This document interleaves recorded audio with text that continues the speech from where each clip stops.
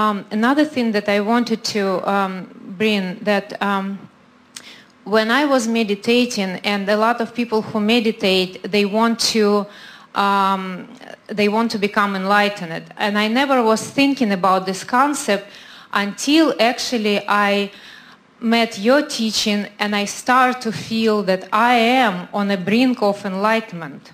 I am right now in very powerful state of expectation. Let's talk about what enlightenment is, because enlightenment is your natural state of being, and in absence of resistance you are enlightened. In other words, imagine a cork bobbing on the surface of the water.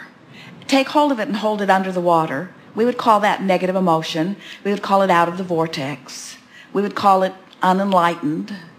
Let go of the cork and it will bob right back to its natural place on the surface of the water. And that's what enlightenment is. In other words, it's not something that you work for, but you can't do that thing you do that holds you outside of the vortex and be in alignment. Alignment, enlightenment, tuned into who you are, joyous, they are all synonymous. They all mean the same thing.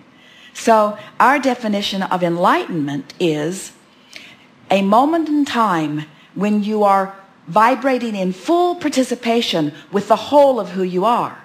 But you see, this is the thing that is most interesting, and we think that you will appreciate this, especially in light of what we've been talking about your personal experience. You were source energy before you were born, and so that baby who basks and does so often comes into alignment with who he really is and is enlightened.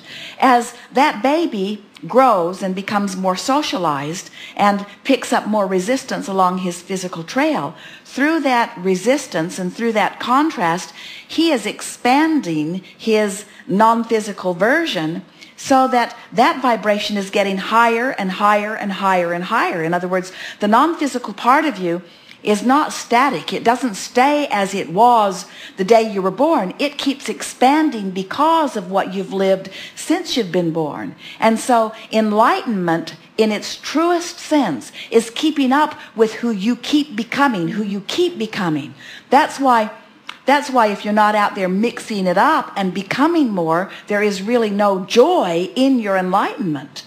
The perfect scenario, just the way you knew it would be, is I'm a perfect being, and I'm going to express part of that perfection into this physical time-space reality, into this body and personality that will be known as me. And as you explore, through the exploration, you ask and ask and ask. And sometimes you ask and allow. Sometimes you ask and don't allow. But you're growing, becoming, evolving.